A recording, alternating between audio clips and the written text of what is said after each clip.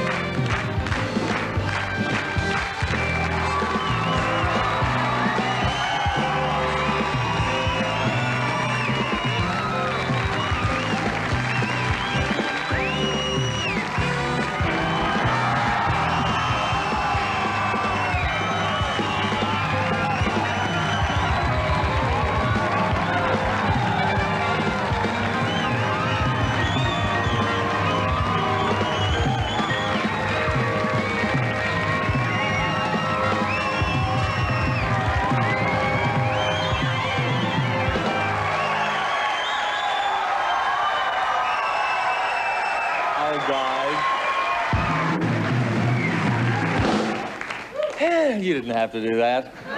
Now, because tonight's show is being live to the IOC delegates in Tokyo, thank you. Thank you. Thank you. It was part of the final coup de grace for the Olympic bid in Melbourne. I would like to welcome our foreign guests and point out that while we would desperately like Australia to win, we are good sports that we wish our competitors every success in their respective bids. Atlanta,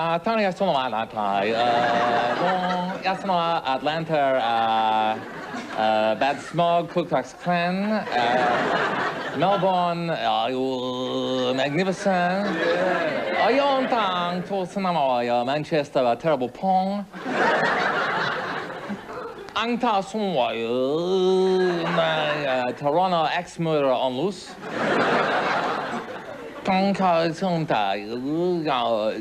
Belgrade, no storage. Athens, shit.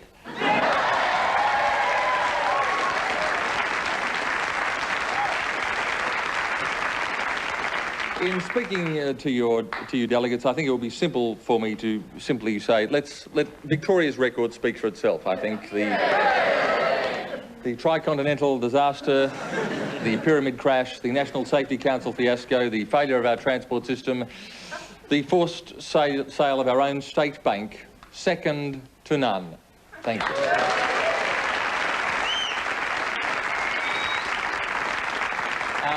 Melbourne has had the Games once before. As a matter of fact, Jack Degenkamp, the world's oldest cameraman, worked on them last time round.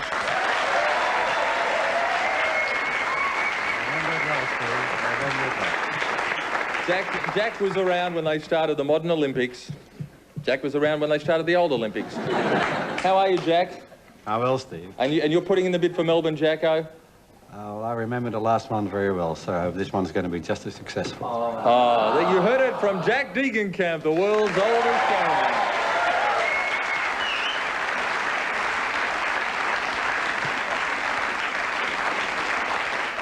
Jack Degenkamp, we salute you. I'd also like to remind... look at him, he's fallen asleep on the camera. I'd like to remind the IOC delegates what a huge weekend of sport we had here in Australia on the weekend. Yesterday, Wayne Gardner was named winner of the Grand Prix. Yes.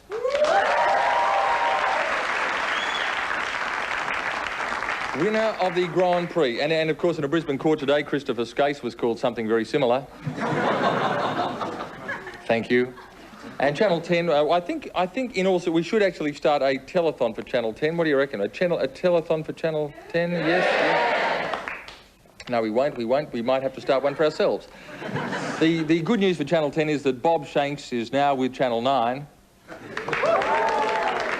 So there is every prospect we'll soon be seeing 60 Minutes in slime.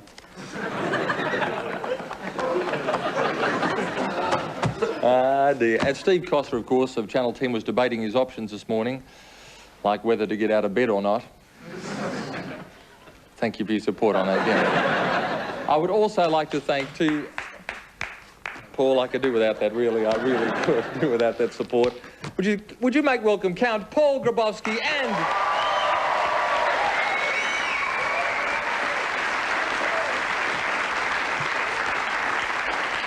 would you make welcome the world's most Catholic floor manager, Mr. Peter O'Connor?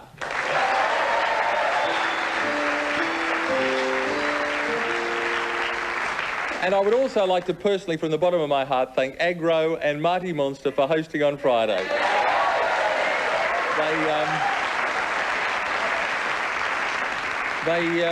They used my dressing room, and I've got to say, those guys can really party.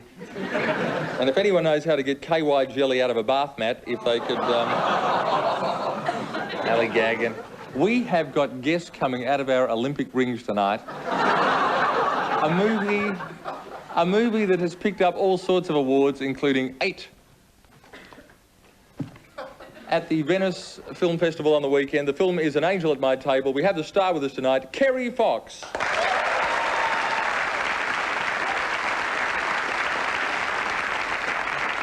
We tickle our mirth muscles direct from the United States, the amazing Jonathan.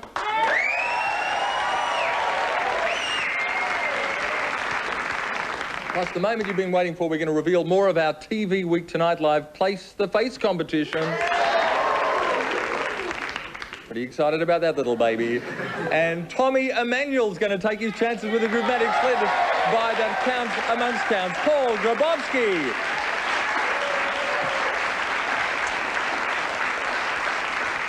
Plus, we're going to read some viewer faxes. And Lorraine Crap. Never hit the fan.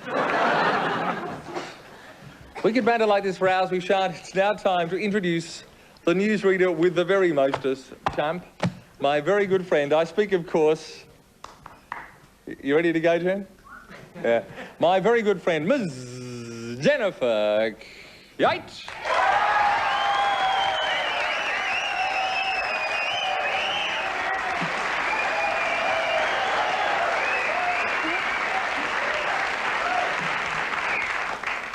How are you, Jen? I'm fine. How are you, What did you get up to on the weekend? I had a very relaxing weekend. Watched a couple of videos with a girlfriend. The Bear. What were the videos? The Bear. You seen The Bear? Yeah, one of the great porn movies of all time. No, I saw The Bear. The Bear. It's a lovely Canadian film. I got up to the part where I got up to the opening credits actually. The mother bear got crushed by the rock. That's right. Yes. Yeah, Who's seen The Bear? Has anyone seen The Bear? Yes. Lovely film. Lovely film. What was the second video? What did I watch? Houseboat. Yeah? Mm-hmm. That was a great one. I got up to the part where the captain got crushed by the rock. So how was your weekend? It was huge. It was huge? Great weekend. Fantastic weekend. I went out with a few friends and stuff. It was a bit tragic, actually. One of them got crushed by this rock. No, only have you got any headlines for us, please, Jen? Yes, we have, Steve. Hello, everyone. In the news tonight, startling news about a plot to kill the Prime Minister. We have a tape recording of an ASIO informant describing a plot in which a black South African would kill Mr Hawke, and the blame would be put on protesting Aborigines at the Australia Day ceremony in 1988. A bomb was to have been thrown among the Aborigines to cover the assassin's tracks. That wasn't really going to kill the Prime Minister. That was going to provide a public explanation as to how the Prime Minister was killed. We believe firmly that one of his bodyguards was going to kill him. And we'll have full details of that story in our main bulletin. In other news tonight, Bob Hawke is in Tokyo drumming up last-minute support for our Olympic bid. Christopher Skase in Brisbane making a last-minute appearance in court. Strong words from President Bush for Iraq. He gets even stronger words in return. I'll be back with these stories and lots more in the news later in the show. Steve. Thank you very much, Jen. That was incredible. Is that an exclusive about the plot to kill? I believe so, yeah. Our reporter came across it tonight and we had it in the news That tape at is 6 o'clock. extraordinary. Yeah. Sounds a lot like Paul Keating's voice, actually. Can I say that? We, of course, with the IOC delegates watching and everything, I think it would be fair to say our audience, the audience represented by the select people that we've handpicked tonight, are patriotically in favour of the Melbourne Olympics.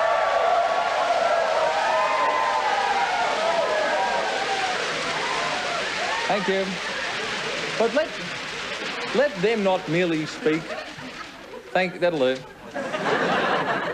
Let not them simply speak. Let them not simply speak, or whatever you'd like to put into English. Let them not speak simply on behalf of Australia. Let the youth of Australia speak on behalf of the Olympic bid. And where does the youth of Australia pick for the 1996 Olympics? Please.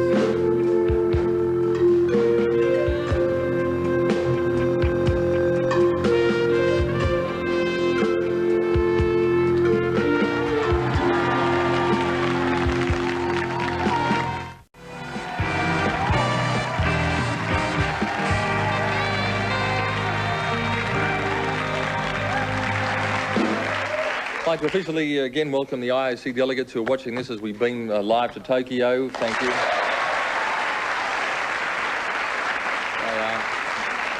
Watching, isn't that incredible? Watching tonight live there in Tokyo, phenomenal. And for them, let's just have a human, can we do a human wave as we speak? Let's just, for the delegates in Tokyo, get ready for a human wave through the audience. Ready, steady, go.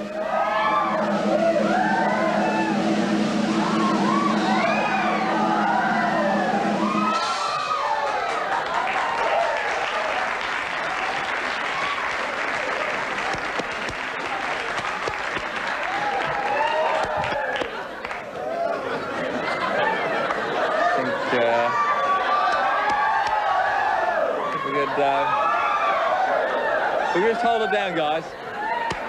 Just hold it.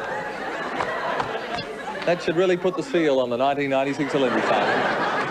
Incidentally, we had a fantastic reaction to our show at Great Keppel. The next morning, they had over 700 bookings for Great Keppel. Not bad, is it? Cancelled. And 700 new bookings for Great Keppel the very next day, which is a matter of, and I'm looking for a freebie out of this whole thing. And the Tonight Live writers went in. What did they go in? It was a sort of a writers' sports with international writers, and they came second by 1/2 of 1 point.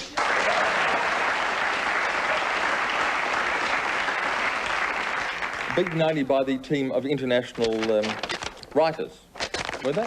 Team of international writers. The human wave, please.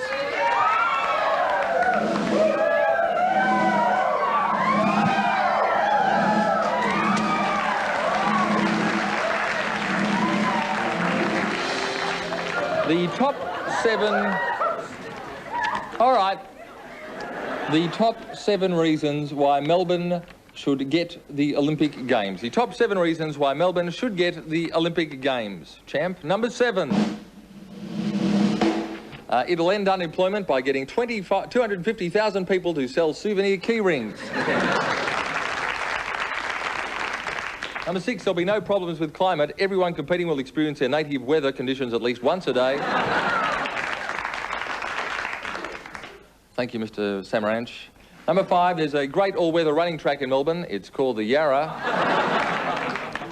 Number 4, you can't get a huge international crowd to watch a building society collapse. Collapse. The third top reason why Melbourne should get the Olympic Games, let's put one in here.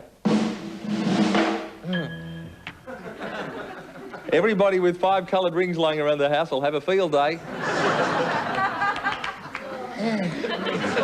Number 2, because Melbourne has one of the most comprehensive massage parlour circuits in the world. And the number 1 reason why Melbourne should get the Olympic Games, please. Mrs. Iris Stapleton of Clayton has a spare room she's been trying to let out for months.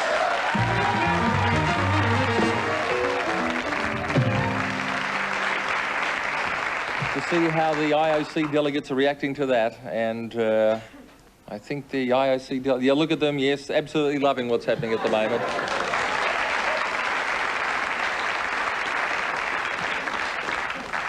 Thank you, Mr. Samaranch. Last weekend was notable for 2 sets of awards.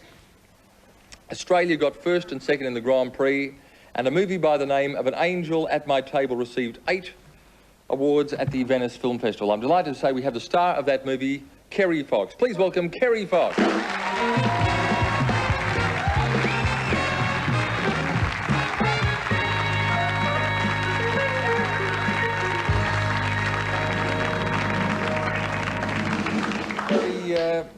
Firstly, Melbourne for the Olympics. Are you hopeful that Melbourne picks up the Olympics? Absolutely, of course. Good, there we go, I've seen Mr. everything. Thank you, Mr. Samaranch. Another vote. A human wave, please. The human wave.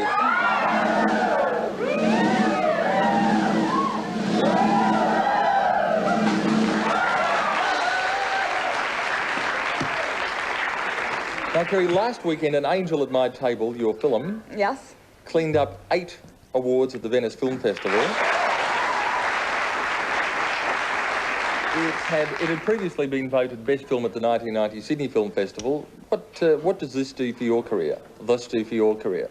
So far, Yep. not a lot. Not a lot. But hopefully something will happen. Will it do anything? Will you get more roles? Do people offer you more jobs as a result of things like this? Well, you hope so. It's opened doors. It's made things more available. Now, the film's based on Janet Frame's autobiographies. You actually met Janet Frame. Tell us about Janet Frame, because I don't think a lot of people know about Janet. Janet Frame is considered to be one of New Zealand's greatest living writers, and she lives a very reclusive life, and her books stun people who read them and excite people, and they obviously excited Jane Campion. Now, on the screen there, we have you. You played Janet Frame, Yes. the adult Janet Frame, and there were 2 other actresses that played her at various stages of her life. Who are they? They're on the screen now. Well, the little ones, Alexia Keogh, and the bigger ones, Karen Ferguson. They were called Bubby Janet, Middle Janet, and I was called Big Janet. Why was that? Well, Because one was a bubby, one was a little, and I one was was big. considered big, and yes. Well, speaking of big, you actually put weight on to do the film, didn't you? Yeah, about 1.5 stone. I was just given in one of the New Zealand film magazines the Robert De Niro Prize for weight gain. It's really impressive. Because he put it on for what film? Fighting Raging Bull. Yeah. Raging Bull. He put weight on, and you put on 1.5 stone. Yeah. How did you do that? Eating? Was that a feature? Bulk up from the health food shop. Lots of alcohol, lots of beer, lots of Coca-Cola and chocolate. It was the running joke. You want to join our crew? Now, the film itself, if you could briefly describe the film. It's based on Janet's autobiographies, which tell her life story up until the time she was in her late 30s. And she had a very hard life, and she wanted from a very early age to be a writer. She was a very shy person, and she went to training college and suffered perhaps a nervous breakdown there, and as a result ended up in a mental institute, and for 8 years received over 200 electric shock treatments and was diagnosed as schizophrenic. One of her books, just before she got a lobotomy, she was released from hospital because one of her books won a prize, and from there on she went on a travel grant to England and wrote there and became what she is today, one of New Zealand's greatest living writers. We've got an excerpt. Let's just have a look at this. I had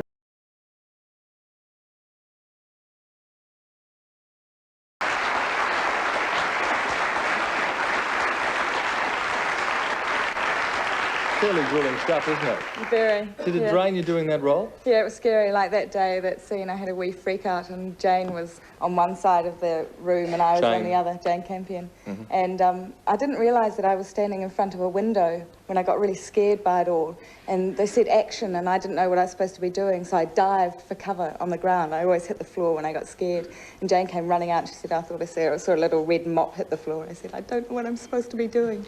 But it was quite frightening. How did you unwind at the end of a day? I mean, being a schizophrenic all day, how did you unwind at the end of a day? I went home to my flat and just sort of went... I have a little dog and my name is Spot. for 10 minutes and grunted at my flatmates and then went to bed. That was it. Kerry, we're going to take... Well, actually, we've got something important to do for the IOC. Will you stick around for a while? Yeah. Would you thank Kerry Fox?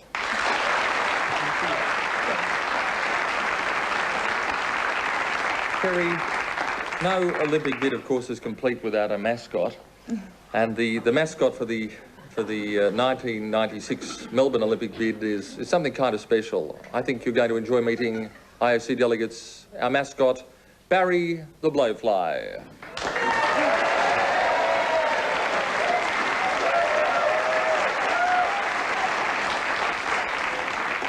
Hello, boys and girls and Olympic delegates. I'm Barry the Blowfly, Melbourne's Olympic bid mascot.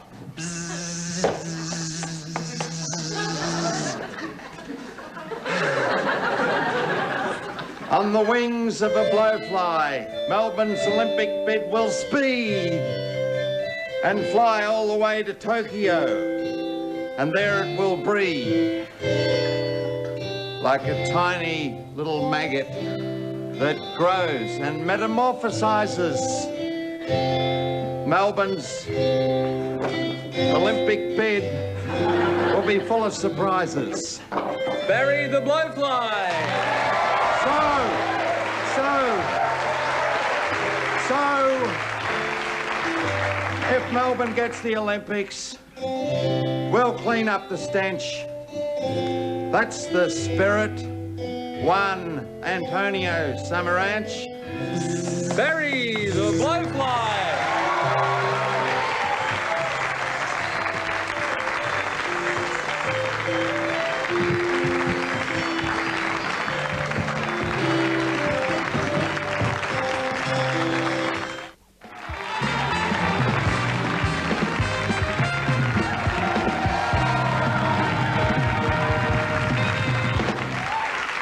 Welcome back. I'm with Kerry Fox, direct from the Comedy Club where he opens tomorrow night. Please welcome the amazing Jonathan.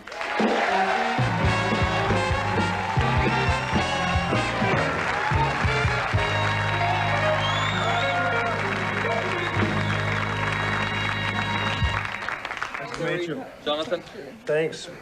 Now, Jonathan, great. You've only been back in Australia a couple of days. A couple of days, yeah, but I've been in the Gold Coast, so I have no jet lag. Now, why do people call you the Norman Bates of comedy? Well, it's the little things like this. Yeah! Ah! Ah! Try that.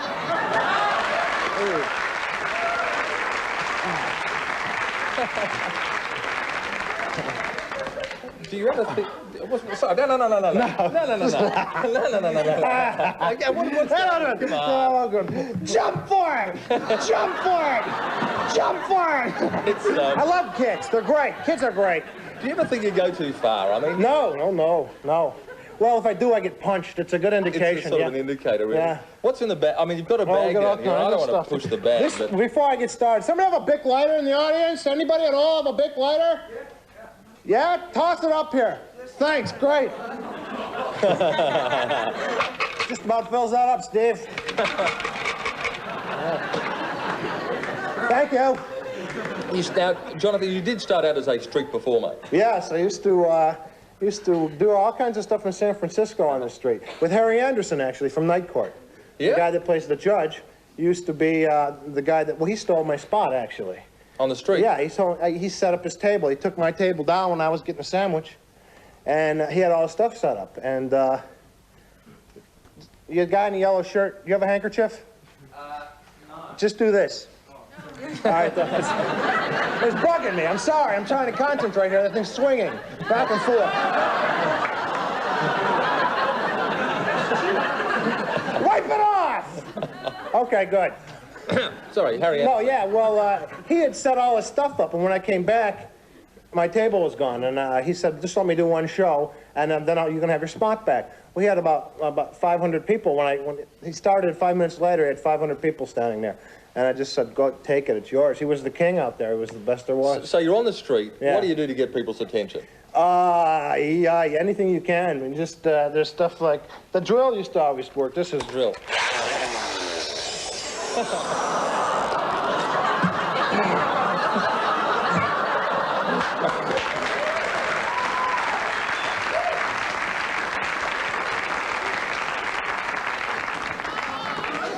This is a good one. This used to work to get the little kids love this. If you want the little kids to stop and watch, you produce the pretty bird, right?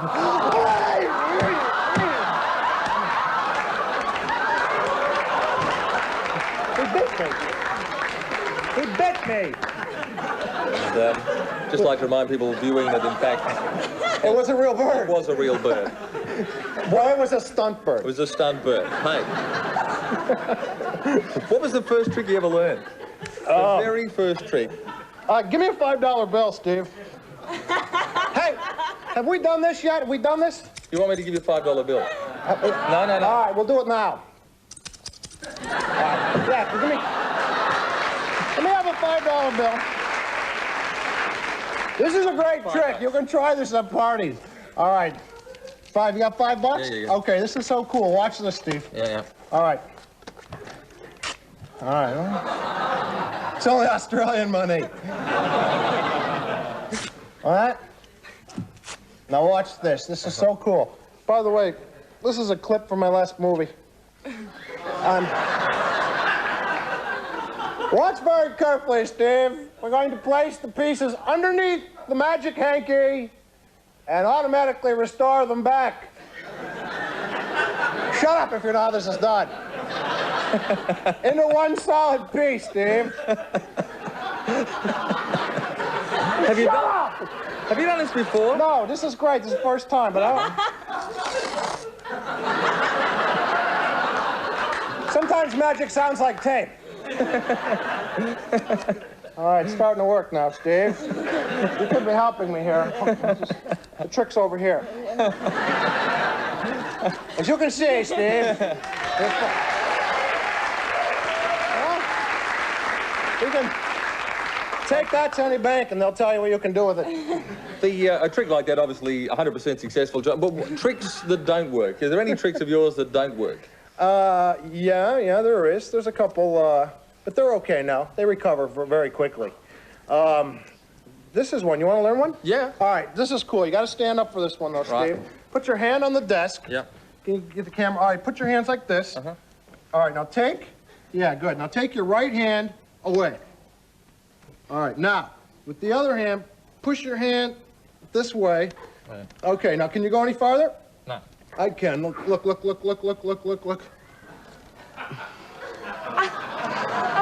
the way around. How did you do that? Well, my arms stretches longer than the other one. But That's good. That deserves a round of applause.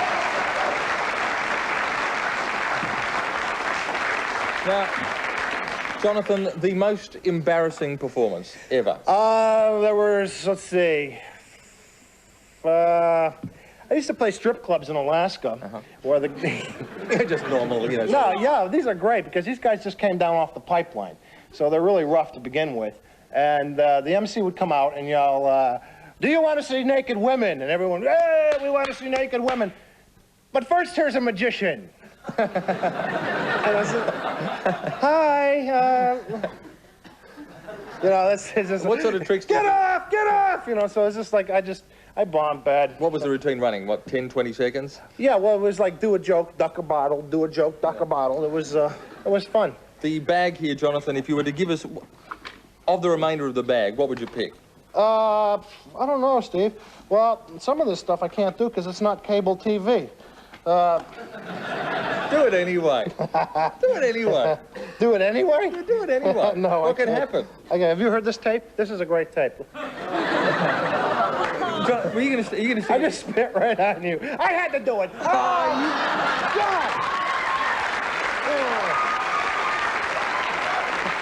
That feels, no, No, for a comedian, that feels Don't like... touch, don't touch. I'm sorry, it feels like heroin to a comedian. Not that I've ever done heroin.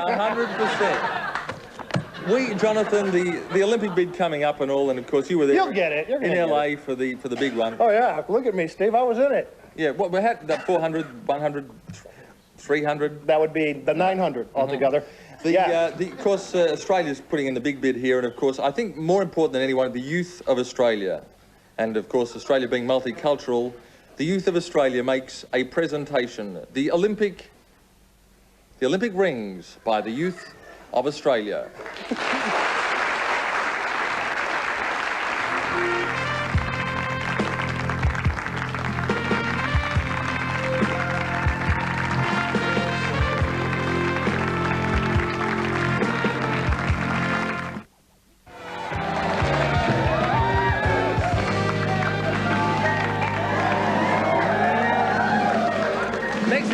I'm with Kerry Fox, who's been up for nearly 24 hours. Kerry, come up from New Zealand, and she is really tired. And the amazing Jonathan, who is staying. I've managed to get my hands on his room. Cover the room, King. No! Club 1. Club 1. Club 1. It's a great hotel. Room 411. That's where the action is. Thanks. We're lucky enough to have Australia's finest guitarist with us tonight, performing with the Groovematics guitar boogie, the boogie woogie from his new album, Dare to Be Different. Please welcome Tommy Emmanuel.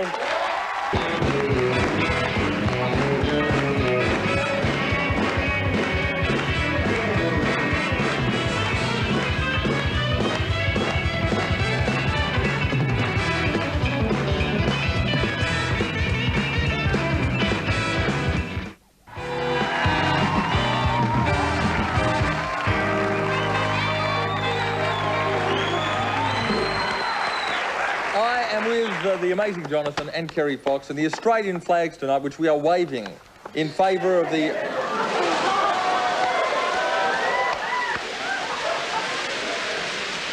Thank you. Are of course from Evan Evans, the Australian flag, one of the Australian flag manufacturers, and I'd like to thank the 1st North Balwyn Scout Troop for making, incredible impression.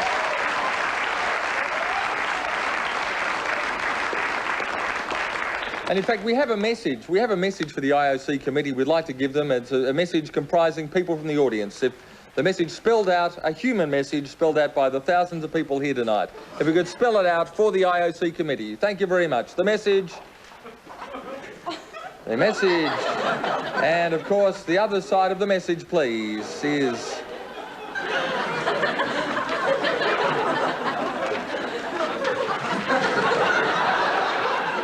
message.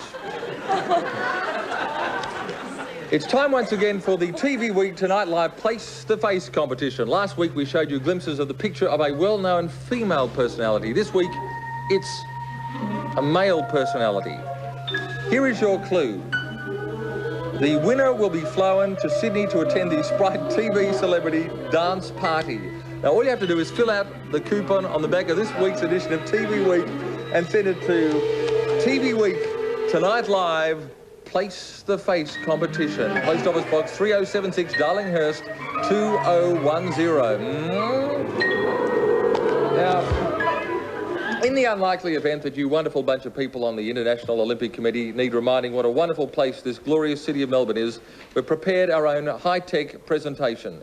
Just to sum up all the qualities that make Melbourne the finest Olympic city in the known universe. After you see this, I know you'll love Melbourne as much as we do. Marvellous Melbourne. What has this glorious city to offer as an Olympic venue? First and foremost, Melbourne is famous for its trams. And it also has the finest public transport system in the world. Not to mention Melbourne's nightlife. And watch the records fall on this precision timepiece. Catering for our international visitors is well taken care of. Of course, there's the Yarra River, home to the yachting and equestrian events. And this, an international velodrome. But pump up your tires, boys. Our tracks are tough. The venue for the track and field events. And the Space Age Gymnastics Centre. So, marvellous Melbourne. Thank you for being you. Come on down, Olympians. We're ready. We'll be back with more after this. Stick around. This is Live.